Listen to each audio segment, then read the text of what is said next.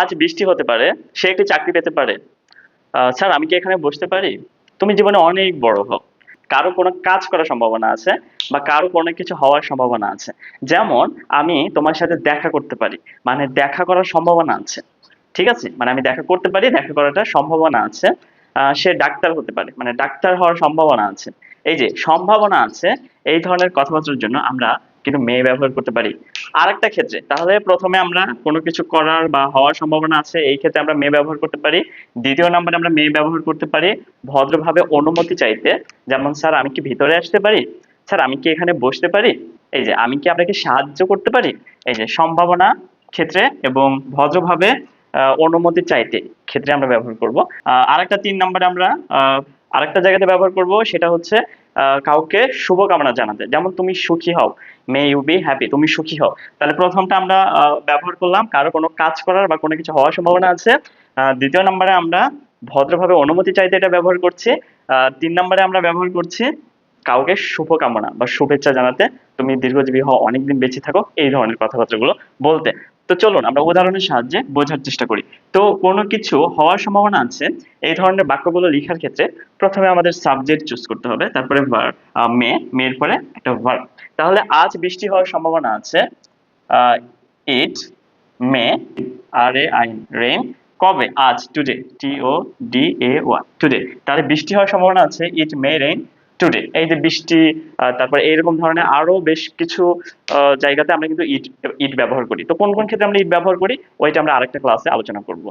তো দ্বিতীয় নম্বরের বাক্য, সে বাসায় থাকতে পারে, মানে তার বাসায় থাকার সম্ভাবনা আছে, সে বাসায় থাকতে পারে। তাহলে কে থাকতে পারে? সে।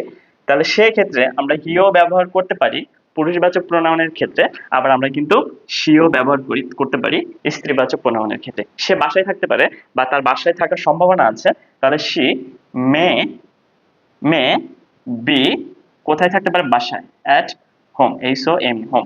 তাহলে সে বাসায় থাকতে পারে, হি মে বি অ্যাট হোম। আমি যেতে পারি, আই মে গো, তুমি শিক্ষক হতে পারো, ইউ মে বি টিচার। এই ধরনের আমরা অনেক কথা লিখতে পারি। দেখুন আমি আগামীকাল ঢাকা যেতে পারি, মানে আমার ঢাকা যাওয়ার একটু সম্ভাবনা আছে, মানে আগামীকাল যেতে পারি, মানে যাওয়ার সম্ভাবনাটা আছে, চান্স আছে। ঠিক আছে, তাহলে কে যেতে পারে? আমি। তাহলে আই মে, তারপরে কি মেয়ের পরে আমরা বলেছি এটা হচ্ছে, এর মেয়ে কিন্তু একটা মোডাল ভার্ব, তাই না? আর মেয়ের পরে আমাদের একটা মেইন ভার্ব বসাতে হবে। তাহলে আমি আগামীকাল ঢাকা যেতে পারি, যাওয়া এখানে এটা ভার্ব, তাহলে আই মে গো টু, কোথায় যেতে পারি? Dhaka. I may go to Dhaka tomorrow, আগামীকাল, TOMORROW, টুমোরো। তাহলে কেউ কোনো কিছু করতে পারে বা করার সম্ভাবনা আছে, এই ধরনের কথাবার্তার জন্য আমরা কিন্তু মে ব্যবহার করেছি। সেই ক্ষেত্রে সাবজেক্ট মে, তারপরে ভার্ব এবং এক্সটেনশন বাকি অংশ। এবার দেখুন, তুমি সুখী হও, এটা কিন্তু কাউকে আমরা শুভকামনা জানাতে ব্যবহার করছি। কি জানাতে ব্যবহার করছি? শুভকামনা। তো এই ধরনের ক্ষেত্রে প্রথমে আমাদের লিখতে হয় মে। কি লিখতে হয়? মে। আচ্ছা আমি একটু অন্য কালার দিয়ে লিখে দিচ্ছি। প্রথমে মে লিখতে হয়, তারপরে আমরা সাবজেক্ট লিখবো, এখানে ইউ লিখতে পারি, ইউ। ঠিক আছে, তারপরে আমরা কিন্তু বি বা একটা ভার্ব, বি মানে কিন্তু এখানে হওয়া, বি মানে কি? হ ও হওয়া। তাহলে তুমি সুখী হও, এটা শুভকামনা জানাচ্ছি। আর এই ধরনের বাক্যগুলো ইংরেজিতে বলতে প্রথমে আমাদের মে, তারপরে সাবজেক্ট ইউ, তারপরে বি। দেখুন তুমি সুখী হও, এই ধরনের কথাবার্তাগুলোতে মে কিন্তু আগে বসে। ঠিক আছে, মে, তারপরে কিন্তু সাবজেক্ট তুমি, you, may you be happy, HAPPY, happy. দেখুন এটা শুভকামনার ক্ষেত্রে মেয়েটা আমরা প্রথমে বসিয়েছি, তারপরে কাকে বলছি? তুমি সুখী হও, তোমাকে। ঠিক আছে, এই জন্য আমরা ইউ লিখেছি। তাহলে মে ইউ বি মানে হওয়া, হ্যাপি, তুমি সুখী হও। আমরা যদি বলি তুমি সফল হও, তাহলে may you be success, may you be success.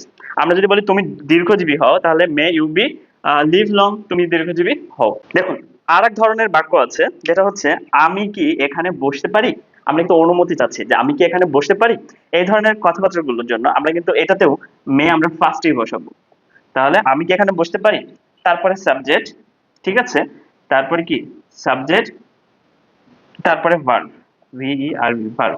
ঠিক আছে, যেমন আমি কি এখানে বসতে পারি, তাহলে প্রথমে আমরা বলেছি যে মেয়েটা প্রথমে আসবে, এই যে অনুমতি চাওয়ার ক্ষেত্রে ভদ্রভাবে। তাহলে প্রথমে আমরা মেয়ে লিখে নিই,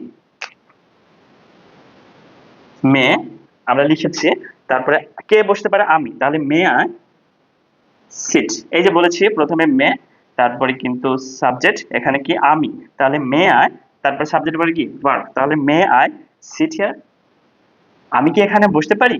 মে আই সিট হিয়ার? আমি কি এখানে বসতে পারি? May I sit here? আমি কি তোমাকে সহযোগিতা করতে পারি? তাহলে এক্ষেত্রে কি বলতে পারি? আমি কি তোমাকে সহযোগিতা করতে পারি? আচ্ছা, এটা আমরা মুছে দিলাম। দেখুন, আমি কি তোমাকে সহযোগিতা করতে পারি? May, M A Y, may I help, A C L P, help you? আমি কি তোমাকে সহযোগিতা করতে পারি? May I help you? মানে পোলাইট, ভদ্রভাবে কাউকে বলা হচ্ছে, অফার অফার করা হচ্ছে। যদি অফার করার ক্ষেত্রে কিন্তু আমরা কিন্তু মে ব্যবহার করতে পারি।